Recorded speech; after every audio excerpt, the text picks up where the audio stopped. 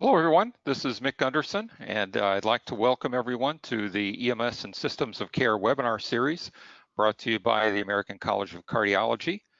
Our moderator today is Tom Bouthillet. Tom is the EMS Battalion Chief for Hilton Head Fire Rescue down on Hilton Head Island, South Carolina. Is involved with many other activities, so you can see here on the slide. And with that, I will turn it over to Tom. Thanks, Mick. Our other moderator, Tim Phelan, is unfortunately unable to join us for this one. This is the fourth module of this webinar series, and it will be on clinical specialty teams. But before we begin, we need to address a few housekeeping items. Part of the webinar will be a video that appears in a pop-up window. If you experience problems seeing the video, you may need to disable pop-up blockers in your web browser. If you're watching this live at any time, please feel free to enter any questions or comments you might have into the question box in GoToMeeting. I'll select some of them to answer on air as time permits during a Q&A portion of the webinar. If you're watching the archived recording of this webinar, please feel free to send any questions or comments to Mick, that's M-I-C, at improvethesystem.com. The archive recording will be posted in a few days after the live session with an email notice and viewing link sent out to everyone who is registered for this event. Mick will do his best to respond to questions and comments sent in by email, regardless of how long it is after the live event that you may be watching this. Presenting today's webinar is Mick Gunderson, President at the Center for Systems Improvement. Mick is, I've come to learn, a data expert and knows a lot about quality. So if you're someone like me that has found yourself responsible for EMS quality, he's not a bad guy to hitch your wagon to.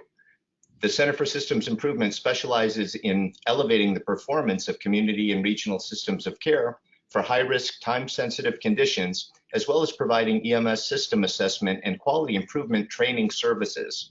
The ACC is working with the Center for Systems Improvement to develop EMS and systems of care related programs and services. I'll now turn the presentation over to Mick. Thanks for the introduction, Tom. We're going to jump into the video segment right away. So stand by while we get that going. Just a moment, please. This EMS and Systems of Care webinar series is supported by the American College of Cardiology's National Cardiovascular Data Registry, the NCDR. They have a new service, NCDR eReports EMS, that will take supportive quality improvement for EMS and systems of care for acute myocardial infarction patients to a whole new level. For more information, visit acc.org/eReports EMS. I'd like to start with a recap of what we covered so far in this series, particularly for those of you who may not have seen the previous modules. I'd like you to know that they have all been edited with some additional graphics added during the Q&A discussions and are ready for your on-demand viewing at acc.org/eReports EMS. Just look down the page in the resources section. In Module 2, we talked about how to structure your organization for quality. We outlined the team-based clinical quality improvement model and briefly described its main elements: clinical specialty teams, ad hoc improvement project teams, EMS clinical specialists, and the role of the senior management team. In Module 3, we looked at how the ideas from the team-based clinical quality improvement model could be applied to structure your entire system of care for quality with multiple hospitals and EMS agencies. Here in Module 4, we will start doing a deep dive on each of the key elements in the team-based clinical quality model, starting here with clinical specialty teams. The idea behind a clinical specialty team is pretty straightforward. It's a small group, perhaps 5 to 7 people, that share a passion for a particular area of care. That passion is channeled to constructive use by putting these people on a team that works to move care forward in that clinical area. That would include things like recommending and supporting quality improvement and research projects, measuring performance levels, developing continuing education and refresher training content, recommending equipment and supplies, and drafting policy and protocol changes, all within their specific clinical area. They become the stewards of care in that particular clinical area. The application of this team quality concept need not be limited to the clinical realm. The same general principles can be used to establish non-clinical teams. Perhaps we call them excellence teams. In EMS, we might have a fleet management excellence team or a supply management excellence team. In hospitals, these might apply to any of the non-clinical areas of your institution, as many hospitals already have something very similar with clinical service line teams that address quality for that area. But for today, I'm going to focus on the clinical team concept and use that terminology, but understand that the concepts and activities can be very similar for both the clinical and non-clinical teams for EMS and hospitals. But why bother with all of this? Why not leave all of this to the organization's quality manager? Module 2 talked about healthcare provider organizations often have just one person that is given responsibility for managing clinical quality efforts. In hospitals, it may be one person per clinical service line. In EMS, it's usually just that one person with a title like the clinical or quality manager. In smaller departments or institutions, where they may not have a separate quality position, it may fall on a manager that has several other responsibilities, including management of quality. And after that person has done their daily routines with data gathering, incident investigation, perhaps other primary job duties, and a wide variety of other duties as assigned, there usually isn't much of any time left to do actual improvement projects. And that creates a bottleneck in the whole quality improvement effort. We then talked about how organizations might alleviate this bottleneck by implementing the team-based clinical quality model that utilizes clinical specialty teams supplemented by ad hoc improvement project teams. This gets more people directly involved in QI, thereby increasing the organization's capacity to do quality improvement. And as the old saying goes, many hands make light work. These clinical specialty teams might be established in several areas and in several categories. Clinical specialty teams might be based on a particular clinical condition or system of the body.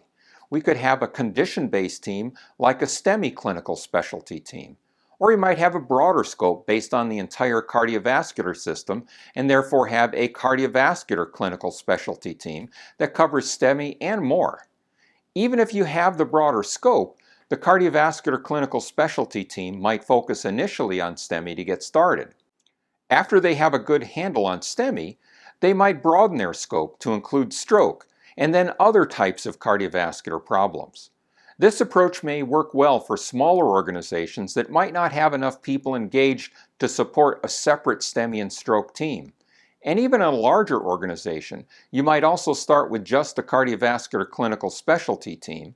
And then, as you train up more team members with solid experience to take leadership roles and staff more team, you can start to split it up into more specific teams for STEMI, stroke, cardiac arrest, etc. Another category of teams can be based on clinical procedures rather than a clinical condition or diagnosis. An airway and ventilation clinical specialty team would be a good example here. You might also have a clinical process-based team. With that, you might have an emergency medical dispatch clinical specialty team for the EMD process. But regardless of the category, they all have the same basic responsibilities and activities. One of those key responsibilities is determining the measures by which quality in their clinical area will be measured and then generating and reporting those measures. And the emphasis should be on quality outcome and quality process measures. We might deal with quality measures in depth in a future webinar, but for now, think of them this way. If quality in the area covered by the clinical specialty team changed for better or worse, how could you tell? How many people live or die? The mortality rate is one such measure. If STEMI care got better, we would expect a lower STEMI mortality rate. Fewer patients would be dying before being discharged from the hospital. And survival to hospital discharge is a desired outcome in STEMI care. Therefore, it becomes a quality outcomes measure.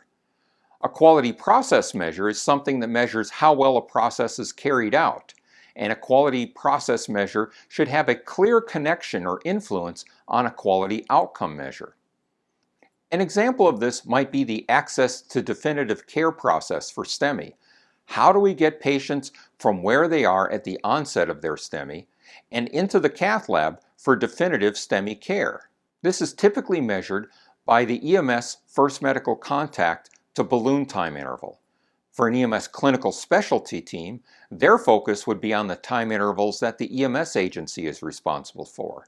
A hospital clinical specialty team, which may often be organized by hospital service lines as mentioned earlier, like cardiovascular or stroke or trauma care service lines, they would focus on intervals in their domain. The EMS and hospital teams should then work together in a condition-specific improvement team with participation from all the hospitals and EMS agencies in the community to be sure that EMS and hospital processes work together properly.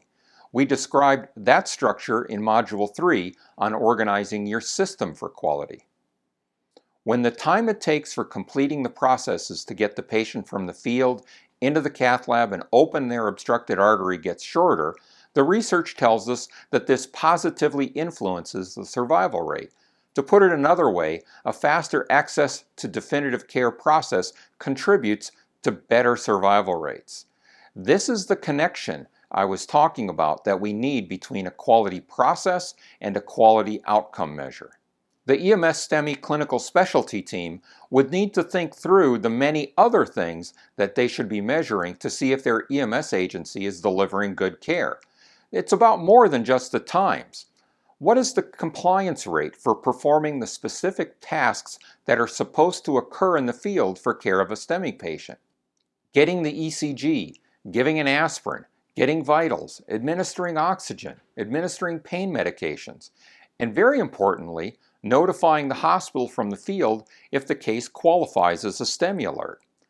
There are usually some standard performance measures that can be used by clinical specialty teams for different aspects of care. These can be found in the literature and through resources like the EMS Compass project. While that project has ended, the work it started is being carried on by the National EMS Quality Alliance.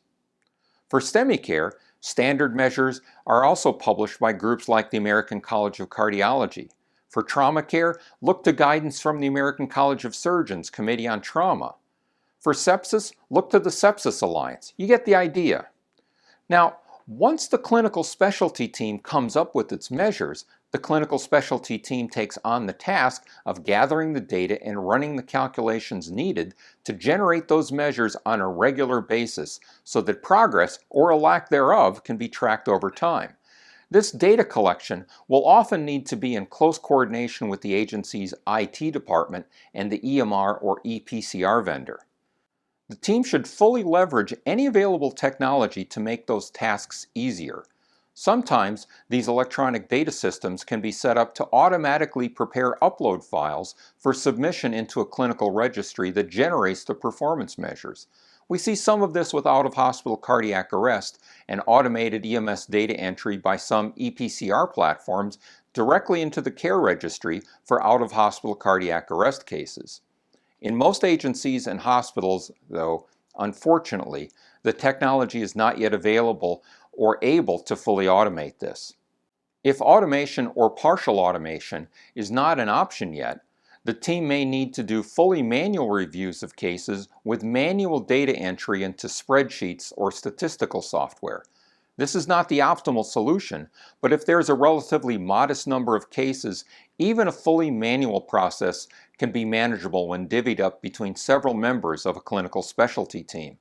It should be noted that fully manual processes are now used by most hospitals to enter their data into the various clinical registries they participate in for STEMI, stroke, trauma, etc. Once the registry or statistical software or spreadsheet crunches the numbers, the results of the measures will be in hand and the team can take the next step of appropriately sharing the results with the rest of the organization and relevant external parties. This will be in various types of reports. One type of high-level report might go to the senior management team to review along with other high-level reports from the other clinical specialty teams and non-clinical excellence teams. That same report would be shared with the rest of the organization so they too can have an idea of how the organization is doing in terms of its clinical performance. An EMS clinical specialty team may also send another type of report to their counterpart teams at their receiving hospitals. Ideally, this should be a reciprocal arrangement. EMS shares its reports on performance with receiving hospitals, and they share their performance reports back to EMS. This is particularly important for systems-level issues. And if case-level data is shared, it should be limited to just the cases that particular EMS agencies and hospital both cared for on the same patient for the same episode of care. Case-level data should not be shared with anyone who is not directly involved in that care or have some other type of proper authorization. You can and should share data between organizations, just make sure the data exchange processes are HIPAA compliant. Earlier, I mentioned the EMS first medical contact to the balloon time interval for STEMI. This is actually a system-level measure because it depends on more than one organization in the continuum of care. The 911 Center, Non-Transport Medical First Response Agency, Scene Response Ambulance Service, the initial non-PCI referral hospital, an interfacility transfer ambulance service, and the PCI hospital may all be involved and share responsibility for this one-time interval. The interval cannot be calculated if these organizations are not sharing data.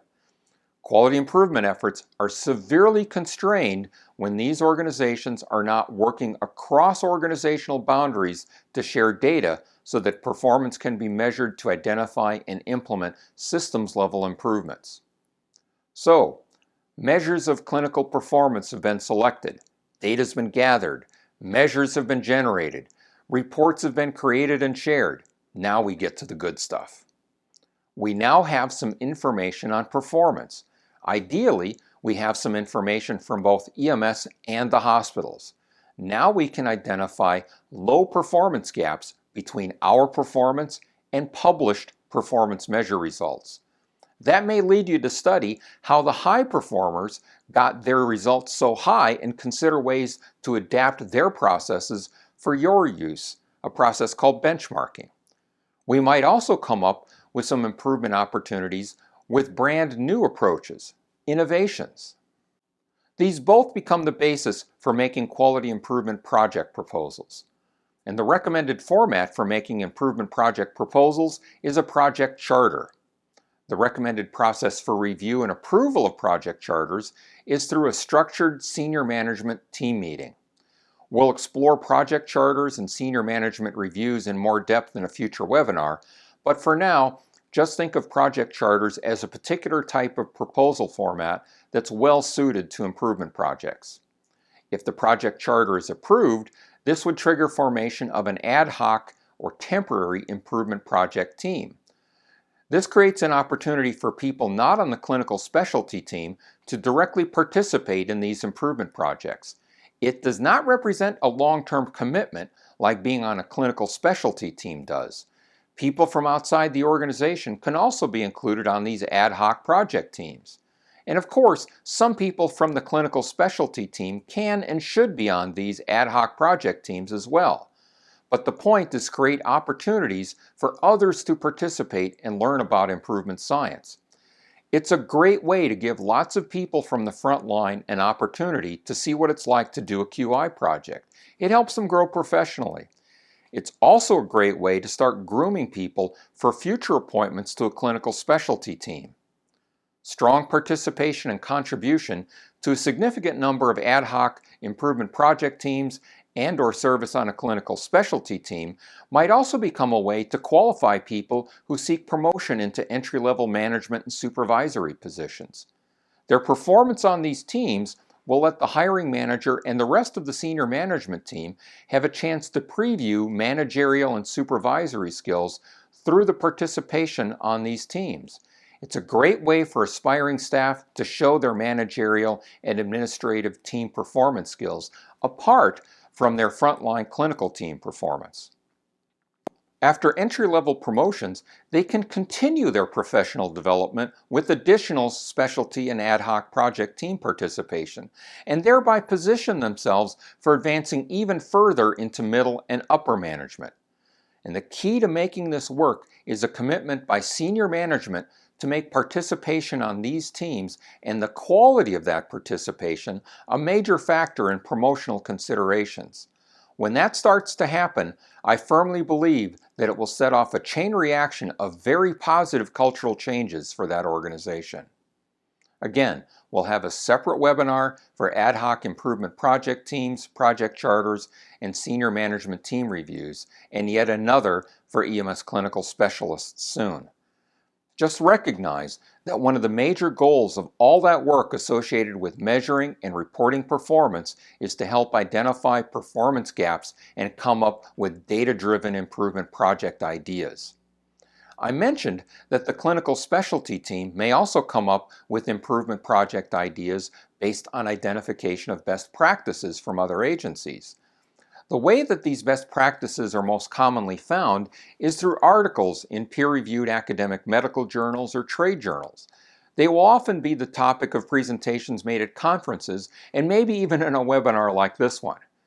Keeping up with all of this information is a big challenge. Clinical specialty teams should have a systematic process for how to get a handle on it. To help, they should regularly conduct what are commonly referred to as journal club sessions, where they review pertinent articles from medical journals. A journal club session can be held in a couple different formats, and we will not get into depth here. Perhaps that will also end up as the topic of a webinar. In addition to reviews of relevant articles from medical journals, the clinical specialty team should engage in some more advanced clinical education than the rest of the rank and file of the organization normally gets. To use EMS as an example again, there might be chapters from cardiovascular nursing and physician texts that might be passed around as assigned readings. These team members might also be sent to special conferences or workshops related to their clinical areas. A part of the clinical specialty team meeting agenda might be set aside to discuss the material from the reading assignment. This is where having folks with a higher level of training connected to the team can be especially helpful. We'll talk more about how EMS clinical specialists, clinical nurse specialists, and other types of external team advisors that can fulfill that need and more in future webinars. Keep in mind, the goal here is to have members of the clinical specialty team become your agency's in-house experts on matters pertaining to their clinical area. And the way to get there is setting aside time to build that knowledge base in a particular clinical area over time through these journal club sessions, directed readings, and the experiential learning opportunities they will have through the harvesting and analysis of data coupled with participation on the ad hoc improvement project teams. When selecting people to be on a clinical specialty team, those expectations for active participation in these advanced learning activities in the specialty area should be made very clear. The educational activities of the team should not end there. The members of a clinical specialty team will also need to develop a knowledge base and skills in non-clinical areas. They will need to learn about how to do literature searches for medical journal articles that we just mentioned, along with skills in how to understand and interpret those research articles. Not every study is done well.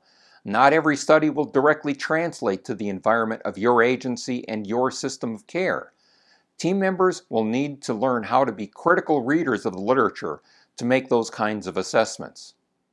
The team should also become particularly knowledgeable and skilled in quality improvement and the fundamentals of research. There's lots of resources out there for that, and they do not need to be specific to healthcare. In fact, learning about improvement in a more generic context will help expand your horizons on how problems you face in EMS, emergency medicine, cardiology, trauma, and stroke are handled in different areas of science and business. There's also a lot of different frameworks, methodologies, and tool sets out there for how to approach quality issues. Lean, Six Sigma, Kaizen, Total Quality Management, Baldrige, and the list goes on and on. Soak it up. They are not mutually exclusive. You can use more than one, and they all have their time and place to be used in context of different projects. They all have something to contribute to your knowledge base. At some point, your organization might standardize or one or more of these frameworks, like Six Sigma, as the default way the organization conducts its quality improvement projects. So let's consider the logistics of the clinical specialty team meetings. Perhaps your clinical specialty team decides to meet formally every 2 weeks. Perhaps you rotate the format of the professional development section of that agenda. You might have a journal club session in one meeting. The next session might discuss a particular clinical topic based on a directed reading from a textbook, article, podcast, or video. The next session might be on a quality or research tool or technique. The cycle might then repeat. And it's incredibly important to lay out these cycles and their topics well in advance so that members of the team can be assigned their sessions to develop individually for the rest of the team and have plenty of time to prepare them. And if there are things that the team should read, listen to, or watch, those can be distributed a week or two in advance of the session where they will be discussed.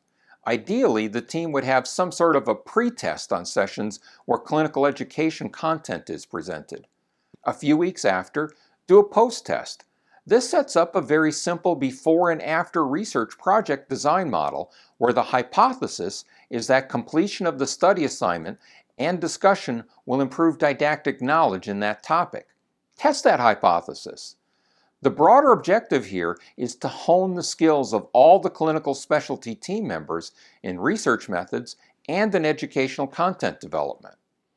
As the in-house experts in a particular clinical area, a clinical specialty team also takes some responsibility in developing continuing education in their clinical area for the rest of the organization. This can be informed by the strengths and weaknesses that the clinical specialty team sees in the aggregate performance of the organization as a whole.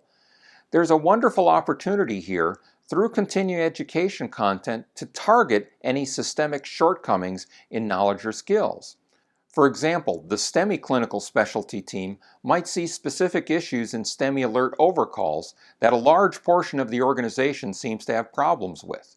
Perhaps the team sees that many crews are commonly mistaking ST elevation from left ventricular hypertrophy as a STEMI, and that seems to be the source of a significant number of overcalls on STEMI alerts.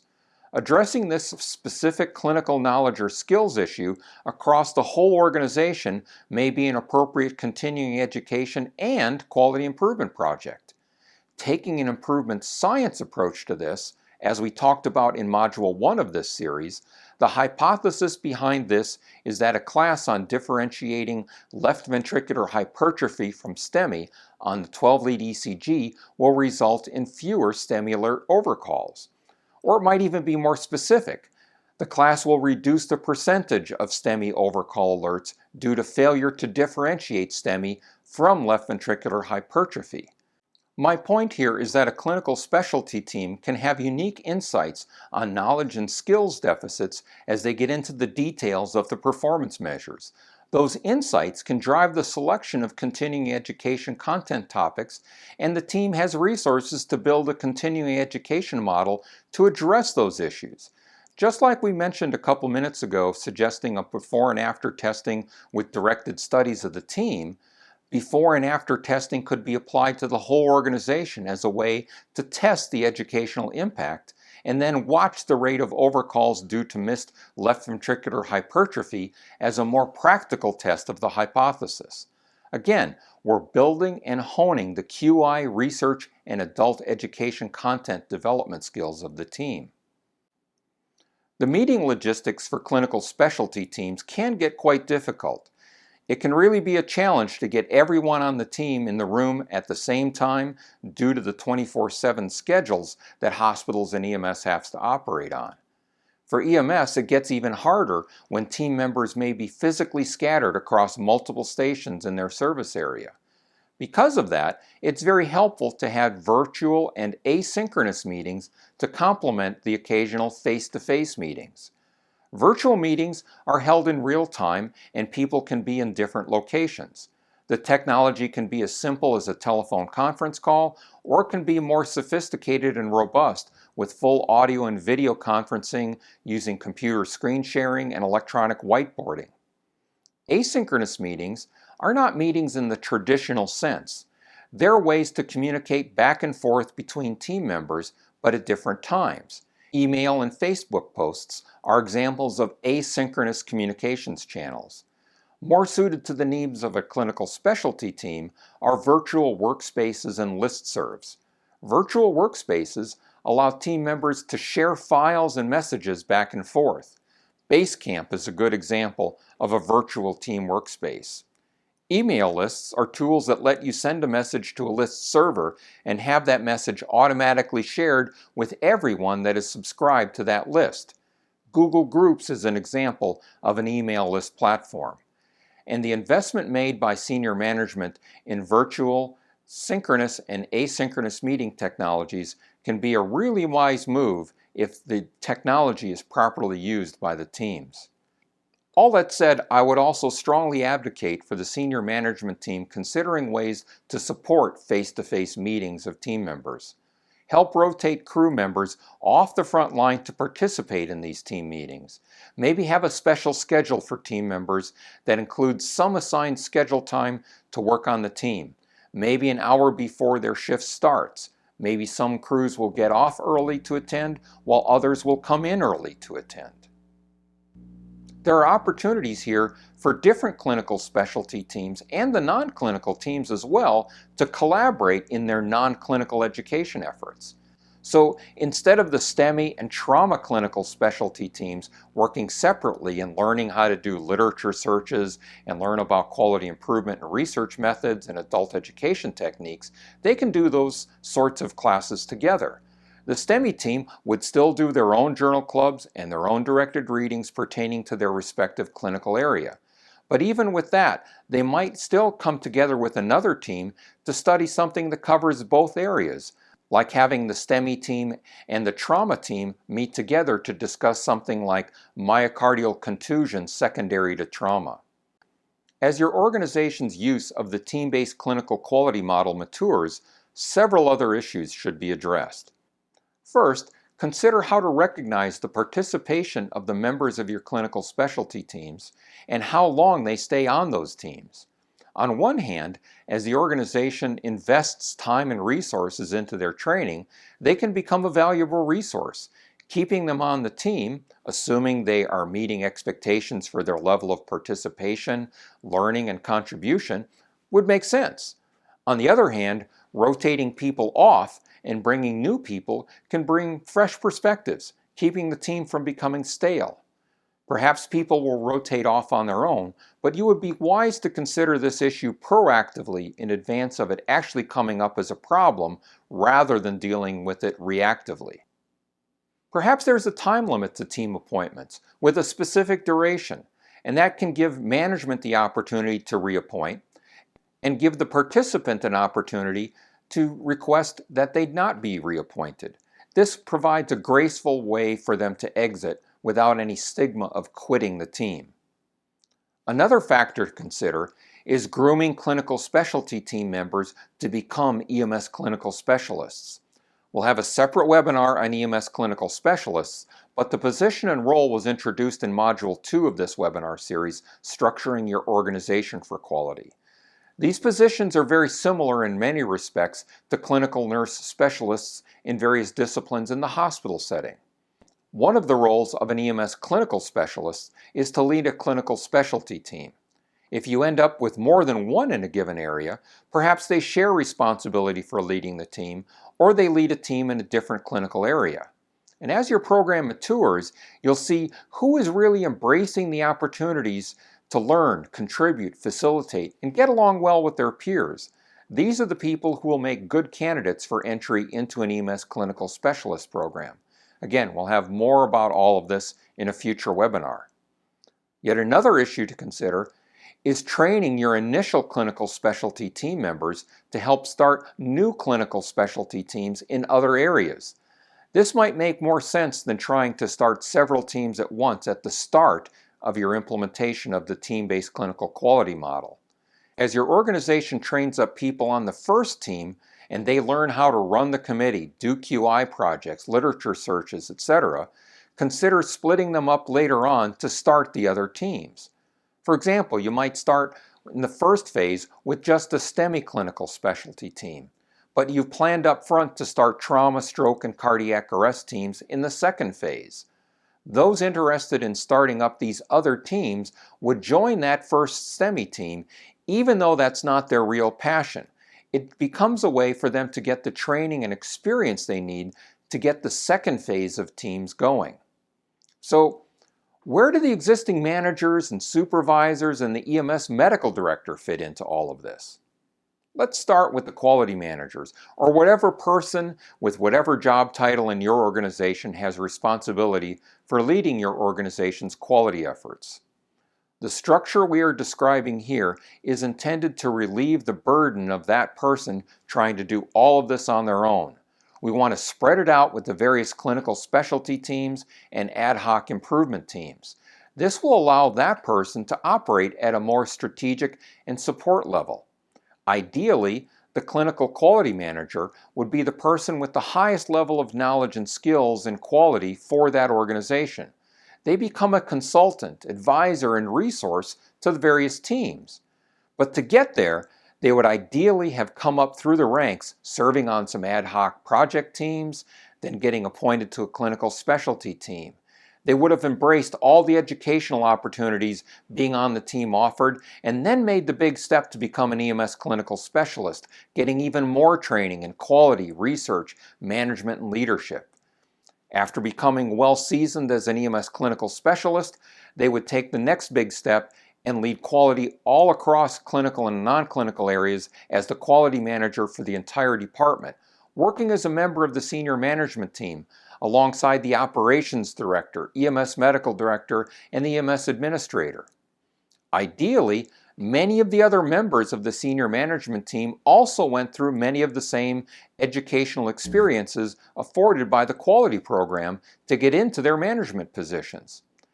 And while that may be how things are envisioned for the future, it's going to take some time, work, and adjustment to get from where your organization is today to what was just described. So for that transition period, I would recommend that the incumbent quality managers participate on the early teams and learn with the rest of the group. They should work very hard to avoid the pitfall of letting their ego get in the way of admitting that they do not know it all already, and take on the challenge of getting as much quality management education as they can. And don't limit yourselves to EMS or healthcare specific quality training. Seek out opportunities with groups like the American Society for Quality and work towards mastering the body of knowledge behind their certified quality manager credential. Make sure you are very well schooled in quality. I would offer similar advice to clinical training staff. Participate on the early teams as much as you can and learn with the team in the advanced clinical training sessions. Don't let your ego get in the way of learning more yourself, even though you may be the designated clinical educator. Help guide the team when and where you can on adult education theory and skills application. The other managers in the organization should also try to follow suit, although the pressure to keep up with the level of learning taking place in the clinical specialty teams will be not quite as intense as it will be for the quality and clinical education managers. But you should also get very well schooled in quality theory and application, but not so much at an analyst level as a leadership level. For example, you might not need to know how to build a statistical process control chart, but you absolutely need to learn what they are and how to properly interpret them and take actions based on the information they are telling you. If you can build one too, that's a big bonus and adds to your quality street cred. During this transitional time frame, the incumbent managers might all be extremely active participants on the team so they can learn how the teams operate and be better able to guide and advise them in the future. This direct experience on improvement project teams and specialty teams will be invaluable. This also sends an incredibly powerful signal in the organizational culture that the management team is serious about all of this. It's a lot to ask of people with busy schedules already, but if you're now a manager or supervisor, leverage the opportunity to participate on these teams as a way to address some of the same problems you'd have to address anyway as part of your normal responsibilities. This is also where having a mix of clinical and non-clinical performance improvement teams can be of great benefit to the organization. For medical directors, be a clinical knowledge resource. Use these teams to help you measure and improve clinical performance, but let the teams do the homework of initially reviewing the literature and bringing the best stuff to your attention. Let them make recommendations to you. In return, give them sincere and constructive feedback. Encourage them to challenge you. Have healthy academic debates on the pros and cons of a given issue. At the end of the day, you're still the medical director, but don't let your ego get in the way of learning from the teams and the information they will bring forward as well. If time permits, consider being on one of the ad hoc project improvement teams, but as a peer in this very academically styled process. Sit in on the clinical specialty team meetings, again as a peer. Chime in, but take care not to suppress their enthusiasm or dominate the conversation. It should be a lot like your experiences in residency. Coach and support and model the desired behaviors. In the future, my personal hope is that these clinical specialty teams become common enough that a network of the teams can be established in the U.S. and even internationally. Imagine doing large QI and research studies, in EMS in particular, with a dozen or more STEMI clinical specialty teams across the country. Imagine them developing and sharing content on condition-specific team training, literature searches, journal club sessions, and the same happening in the other specialty areas. Now imagine all of the several dozen clinical specialty teams from a mix of different clinical areas, all developing and sharing content on general QI, research, and adult education training for their teams. And what might happen if the network didn't have just a few dozen teams, but maybe 100 or hundreds or more? And what if all these EMS clinical specialty teams got linked with their counterpart hospital clinical service line specialty teams, and the collaboration and sharing was even broader? Who knows where this could go with national or international clinical specialty team webinars, their own conferences or conference tracks. But I'm jumping way ahead of myself. Today we are at time zero. Your organization has the opportunity to be in the first group to start these teams. So if you decide to go for it, please let me know. I'd love to help and support where I can and keep a record of these efforts so we can start making the connections between the teams to make that vision a reality. For STEMI or cardiovascular clinical team members in particular, the American College of Cardiology has interest in being a resource. Their goal is to be a resource for the entire cardiovascular team, and that includes EMS. They've even created a new membership category specifically for EMS professionals. And I hope this becomes something of particular interest to STEMI, stroke, cardiac arrest, and cardiovascular clinical specialty team members, and the EMS cardiovascular clinical specialists to come. Well, once again, we've covered a lot of material. It may be helpful to listen again to the archive recording of this session when it comes out, and please do so as often as you want, and share the link to the archive recordings of these webinars with your colleagues. So let's return to the live segment for questions and comments. All right, thanks, Mick. So we've covered a lot of material again, and so I'd like to kind of start off. A couple of things that you said piqued my interest quite a bit. One of the main things is you had mentioned that in the organization, if active participation on these ad hoc improvement teams or clinical specialty teams is made a promotional requirement, that you saw a benefit there, and that really kind of surprised me because we've had almost the opposite feedback from our line personnel, and that is when things are a promotional requirement, then people are joining these committees and improvement teams just to get points for promotion, and their heart's really not in it. They're giving the minimum. They're not really passionately interested in it. And so, how do you differentiate between, how do you attract the people that really are there to move the process along versus the people that are just doing it because they want to, say, make lieutenant or captain? Right. No, a very, very valid concern. And that's why I emphasize that we should evaluate the quality of their participation and let it be widely known that what we're really looking at here is your participation on these teams as part of your preparation and training to rise up to a supervisory or managerial rank.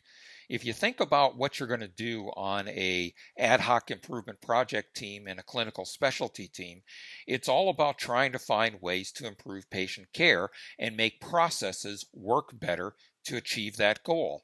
And that's pretty much in alignment with a supervisory or managerial position.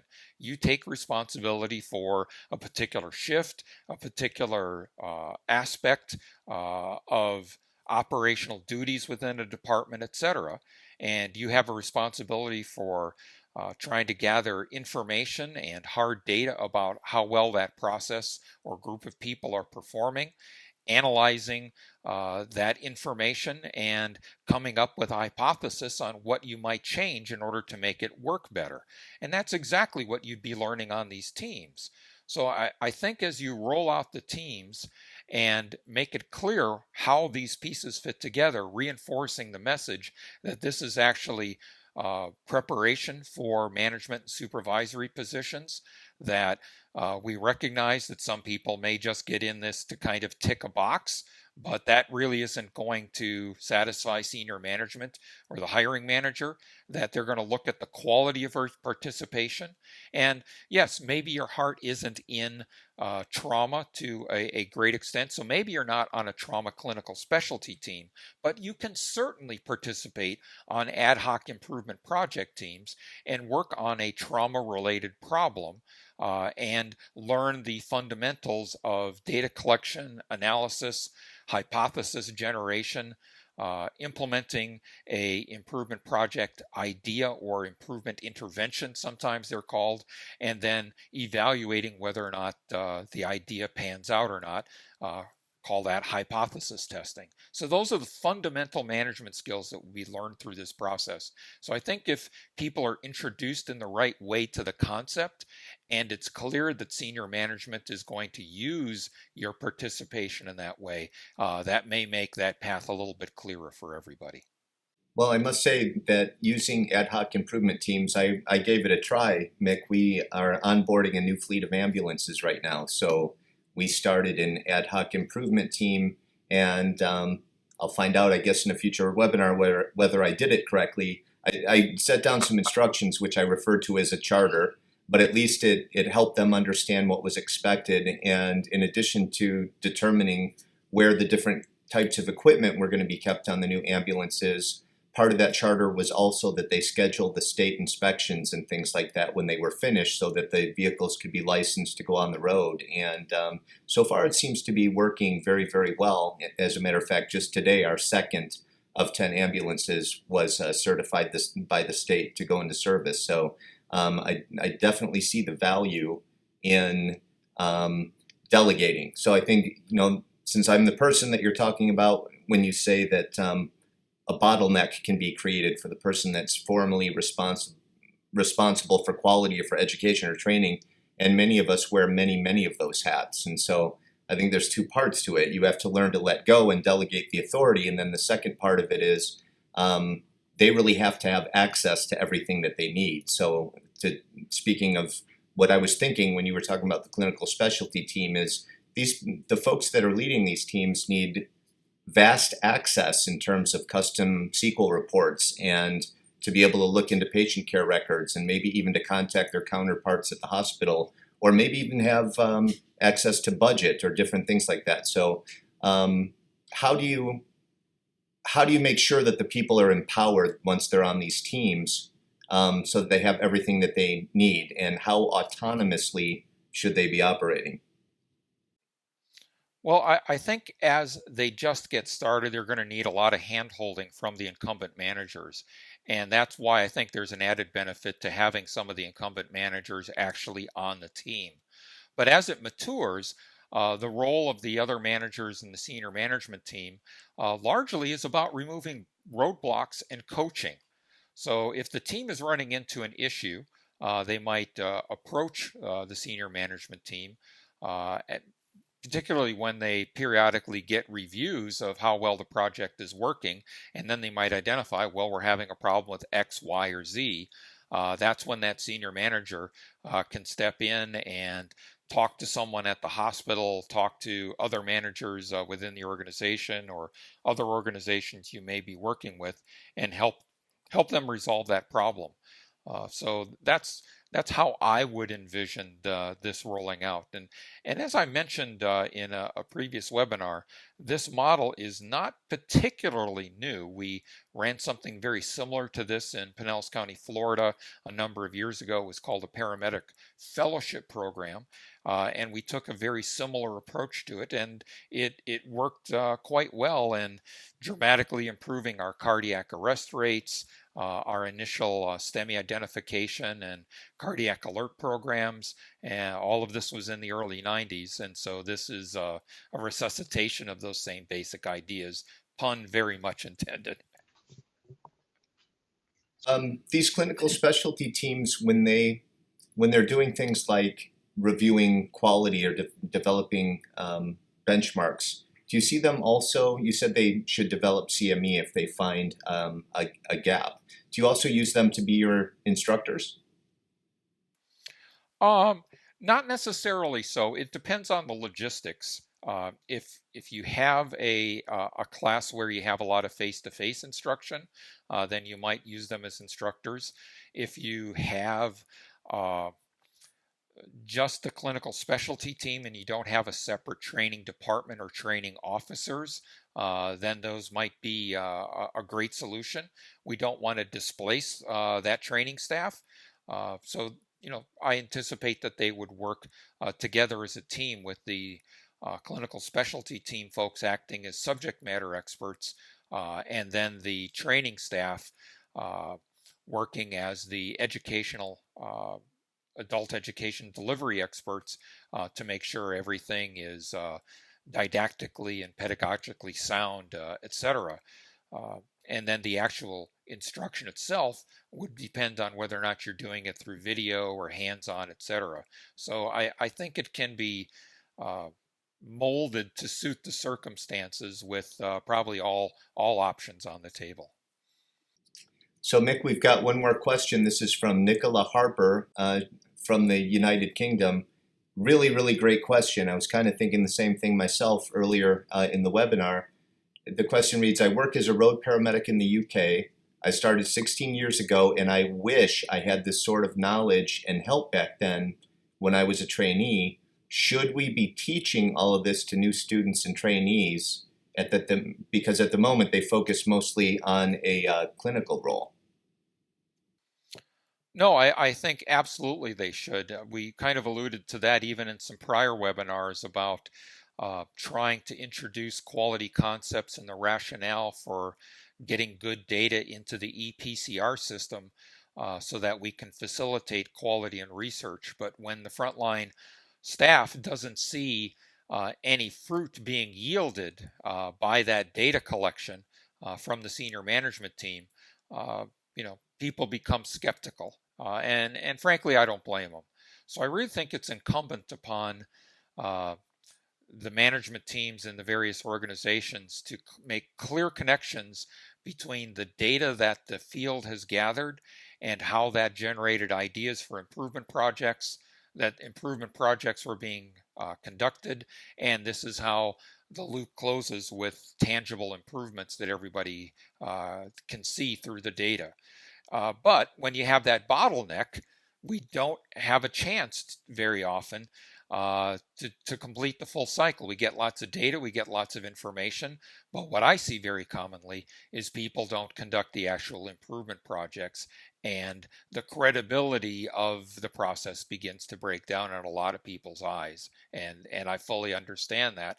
That's why I think it's really important that we come up with ideas like this to try to get through that bottleneck and get more actual quality improvement projects done that the field crews can actually see and understand, and provide them with clear clinical pathways that can lead them into management or let them continue on a clinical pathway in their career and become EMS clinical specialists and have a lot of career opportunities in that regard as well.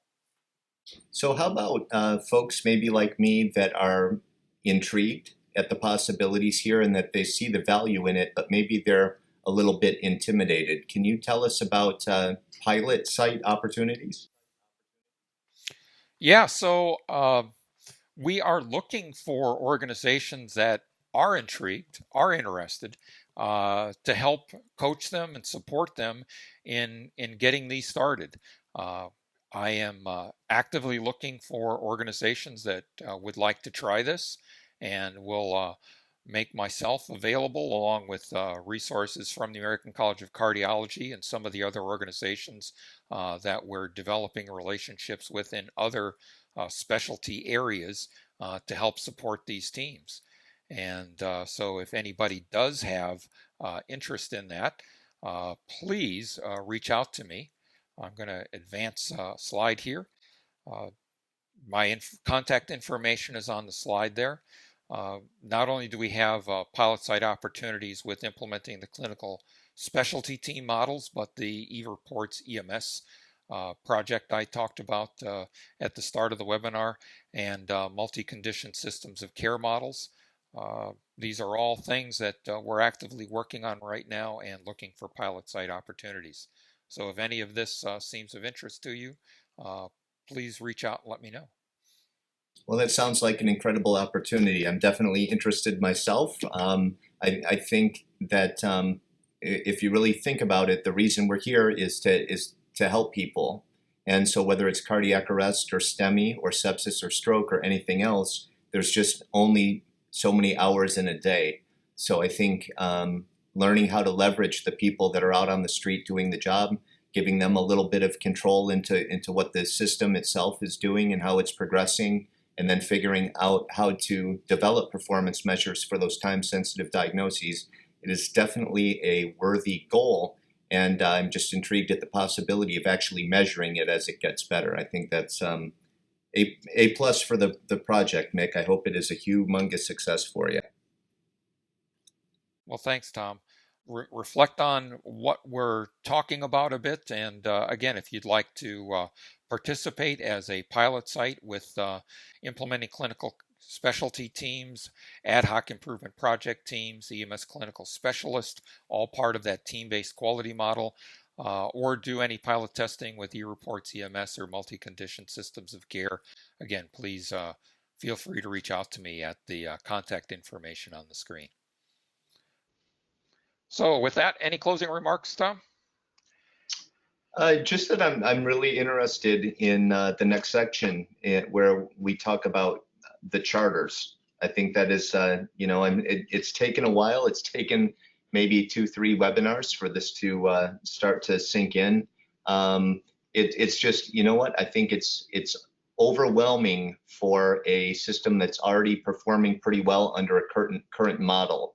And so how to integrate all this into the community risk assessment and the standard of cover in the different committees we already have is kind of where my mind is. And so I think maybe becoming a pilot site or getting some more coaching to help merge this, because I think it's an important point that these processes, they're not going into a vacuum. They're in some ways displacing something that's already in place. And so you definitely want to break anything when you're making it better. So I think that's maybe where some expert level coaching would come in to make sure that these systems, as they're built, that we don't inadvertently break anything and that we don't traumatize the organization where we're putting new processes in place. That's kind of my thought. No, good points all, Tom. I very much appreciate you being here as our moderator today. Again, if you want to check out the archive recording, we'll send out a link to everybody who registered for it. And we do post the links here at acc.org/eReportsEMS, as well as links to all of the other archive recordings. I want to thank you, Tom, for being the moderator today. If anybody wants to get in touch with Tom, here's his contact information with email, Twitter handle, and LinkedIn as well. So on behalf of the American College of Cardiology and the Center for System Improvement, thank you very much for spending an hour with us today. And that will conclude today's webinar. Thank you.